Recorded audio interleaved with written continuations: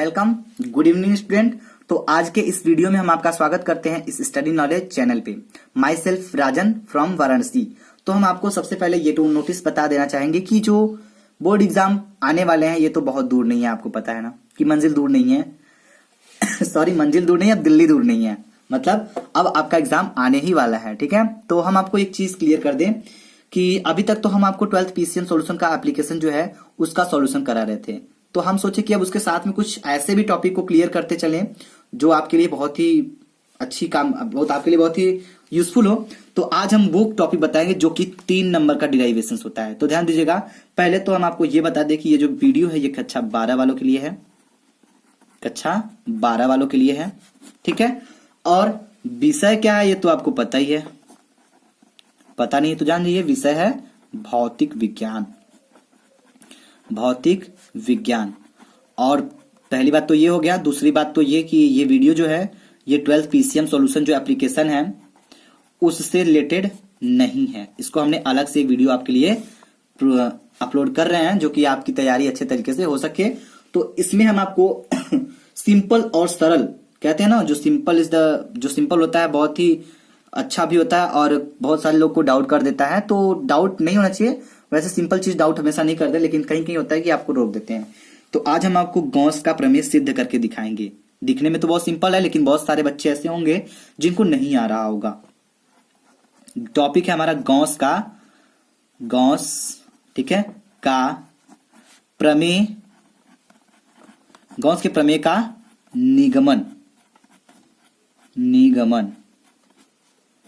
तो बिल्कुल हम बेसिक तरीके से करेंगे और आपको यहाँ पे हम इस बात की गारंटी लेते हैं कि ये ऐसा हो नहीं सकता कि आपको समझ में न आए। ठीक है, चलिए हम स्टार्ट करते हैं। तो पहले आपको ये पता होना चाहिए गॉस का प्रमेय होता क्या है।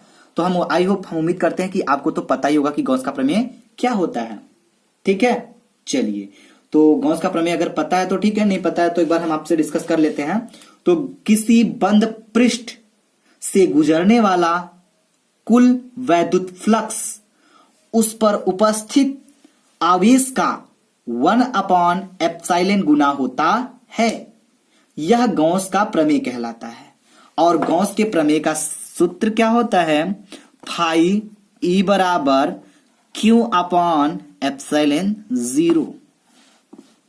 ये होता है गॉस का प्रमेय। और यही को हमको क्या करना है? इसी को हमको सत्यापित करना है। क्या करना है? सत्यापित करना है। और कैसे करना है? पेन से करना है। ठीक है, पेन से तो करना ही है। चलिए हम स्टार्ट करते हैं। तो पहले आपको हम एक फिगर दिखा देते हैं, जरा फिगर देखिए ध्यान से। तो फिगर आपका कुछ देखिए, हम बहुत ही बड़े कलाकार तो है नहीं, वैसे बनाने की कोशिश तो कर रहे हैं, बन जाए तो ठीक है, और गलत होगा तो आप लोग सही बना लीजिएगा। ठीक है, चलिए ये हो गया। और ये बिंदु O है जिसका केंद्र है इस चित्र का, और इस बिंदु को हम O मान लेते हैं जहां पे प्लस Q कूलाम का आवेश हो जाएगा।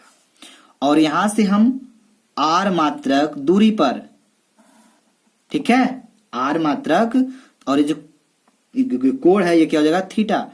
और ध्यान दीजिए इसकी दूरी यहां से जो यहां तक है वो क्या है? हम R मान लेते हैं। ठीक है, अब ये जो है क्या, इसकी बात करते हैं थोड़ा सा। ठीक है, ये जो पृष्ठ है तो इसका जो यहाँ पे ये क्या है? वैद्युत क्षेत्र की तीव्रता।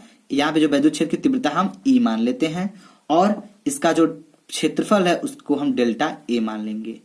ठीक है, और एक चीज ध्यान दीजिएगा, क्या ध्यान देने वाली बात है कि जो इसका सब कुछ तो मान लिए है, बात समझने वाली कुछ नहीं, बस आपको थोड़ा सा समझना होगा।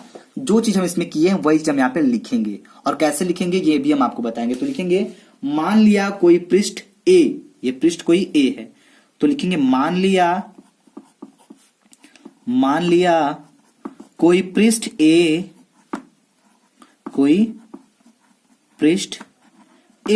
ठीक है, A है जिसके भीतर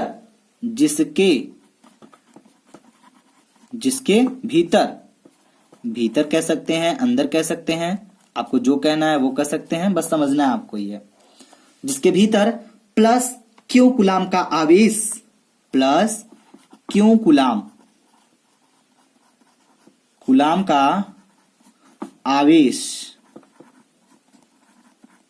बिंदु O दिखाई दे रहा है।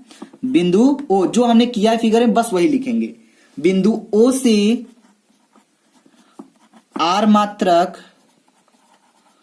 ठीक है, R मात्रक दूरी पर एक छोटा सा पृष्ठ क्षेत्रफल डेल्टा A है। एक छोटा सा, ठीक है, छोटा सा पृष्ठ का क्षेत्रफल कितना है? क्षेत्रफल डेल्टा ए है, जहां पे हमने ये मान रखा है और ये पृष्ठ को हमने मान लिया क्या? ए। ये पृष्ठ ए है और ये जो छोटा सा डेल्टा ए है ये पृष्ठ इसका क्षेत्रफल है। ठीक है, यहां वैद्युत क्षेत्र की तीव्रता ज्ञात करनी है। क्या करनी है? यहां वैद्युत क्षेत्र की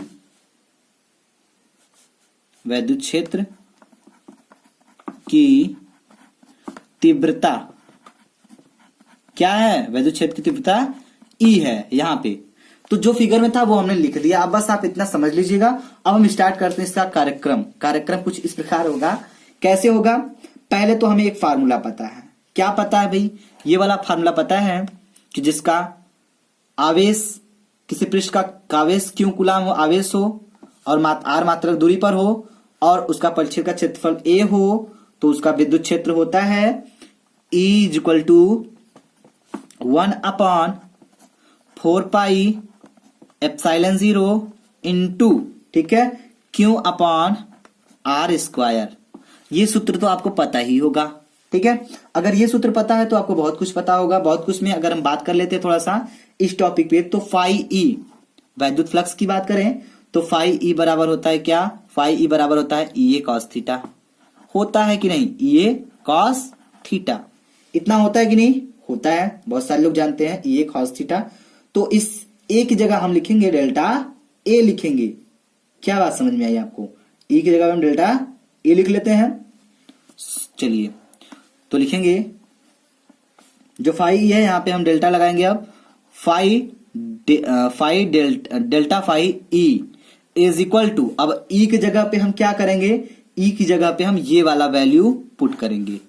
ये जो वैल्यू दिख रहा है ये सारा वैल्यू हम यहां पे पुट कर लेते हैं इस ई की जगह पे। तो हो जाएगा 1/4πε0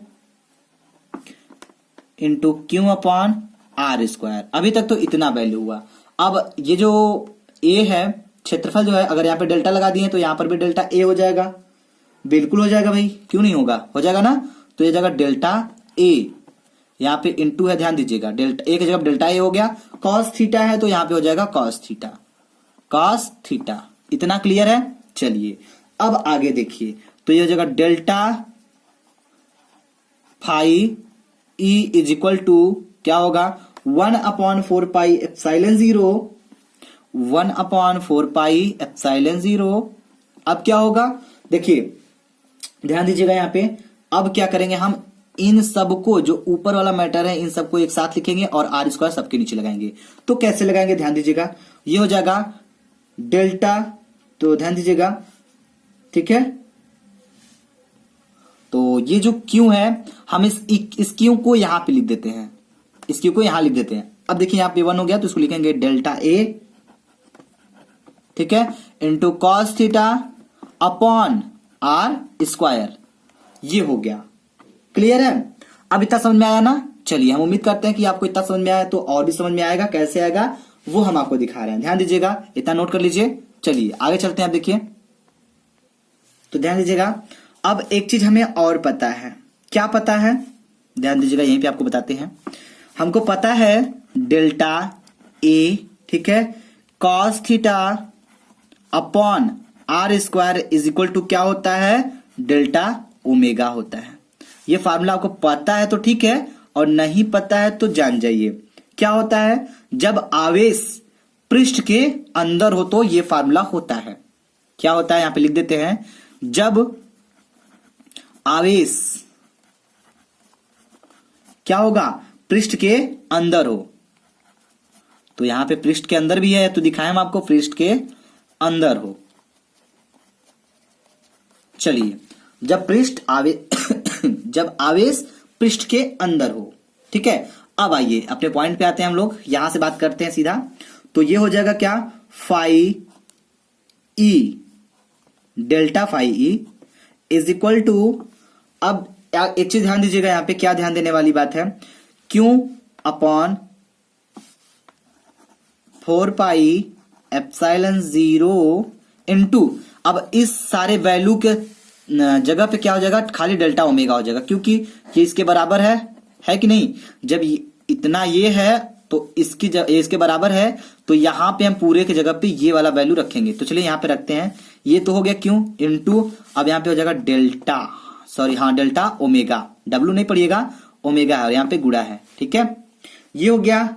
अब देखिए ये तो थोड़े से पृष्ठ की बात कर रहे थे, अब हम लिखेंगे पूरे पृष्ठ। थोड़ा लिखाए थे तो डेल्टा दिखा रहे थे, लेकिन अब क्या होगा, अब यहां पे लिखेंगे पूरे पृष्ठ का वैद्युत फ्लक्स, पूरे पृष्ठ का वैद्युत फ्लक्स, वैद्युत फ्लक्स। तो ध्यान दीजिएगा, जब हम पूरे पृष्ठ का वैद्युत फ्लक्स निकालेंगे तो ये डेल्टा वाला चीज हट जाएगा आपका, जो यहाँ पे हम डेल्टा लगा रहे हैं ये दोनों का हट जाएगा, तो ये हो जाएगा फाई ई, ठीक है, डेल्टा हट गया, phi E is equal to Q upon 4 pi epsilon 0 into, यहां से भी हट जाएगा तो ये जो केवल ओमेगा हो जाएगा। समझ में आ रही बात? देखिए बहुत ही सिंपल तरीके से समझा रहे हैं, अगर आप समझ जाएंगे ना तो हम कसम से बता रहे हैं कि आप कर जाएंगे, कुछ तो कर जाएंगे, ठीक है। बस आप लोग अच्छे समझिए। अब एक चीज देखिएगा ध्यान से, यहाँ पे समझने वाली बात क्या है कि यहाँ पे जहां भी हम पॉइंट बता रहे हैं उसके बगल में आपको कर रहे हैं कि कैसे होता है और क्या होता है। जिसको पता है वो भी करेगा, जिसको नहीं पता है वो भी तो ट्राई कर सकता है। तो ये हो जाएगा। तो हमको एक फार्मूला पता है, यहाँ पे क्या पता है कि ओमेगा बराबर होता है 4 पाई। क्या होता है? ओमेगा बराबर होता है 4 पाई, इतना आपको पता होना चाहिए। तो ओमेगा बराबर अगर 4 पाई होता है तो अब हम क्या करेंगे, ओमेगा की जगह पे हम 4 पाई रखेंगे। कहां पे? यहां पे। तो हम जब रखेंगे तो ये हो जाएगा, हमारा हो जाएगा phi E is equal to Q upon 4 pi epsilon 0, ये हो गया। इनटू है तो इनटू हो जाएगा। अब ओमेगा की जगह 4 पाई, तो यहां पे लिखेंगे 4 पाई। अब एक चीज ध्यान दीजिएगा, जब 4 पाई रख दिए हैं तो इनका बार बना देते हैं। बार बनाने मतलब कि इनको काट देते हैं, फटाक से ये कट जाएंगे। अब इनका बचेगा क्या? अब यहां पे बच जाएगा phi E is equal to Q upon epsilon 0। तो ये होता है आपका गॉस का प्रमेय। होता है कि नहीं? बिल्कुल होता है। तो हमने आपको स्टार्टिंग में ही बताया था। क्या बताया था? आइए ध्यान से दिखते हैं। तो हमने आपको पहले ही बताया था कि जो गॉस का प्रमेय होता है वो ये होता है, phi is equal to Q upon epsilon 0, और इसी को हमको सत्यापित करना था। तो देखिए हमने कितने सिंपल और सरल तरीके से सत्यापित कर दिया है। तो आप अगर इस मेथड से करते हैं तो अगर एक डिराइवेशंस को 3 बार करते हैं अपने से तो आपको वो रिएक्शन अगर एक डिराइवेशंस आप 3 बार करते हैं तो वो आपको हमेशा के लिए तैयार हो जाएगा। ठीक है। चलिए तो ध्यान दीजिएगा। तो ये चीज हमने आपको प्रूफ करके दिखा दिया।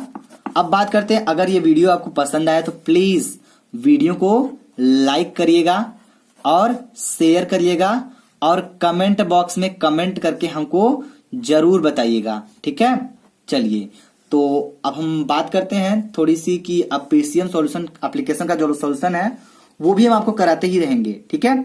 अगर आपको ऐसे बीच बीच में डिराइवेशंस जो भी नहीं आते हैं आपको, आप हमें कमेंट बॉक्स में कमेंट करके बता सकते हैं। ठीक है। चलिए, थैंक्स फॉर वॉचिंग।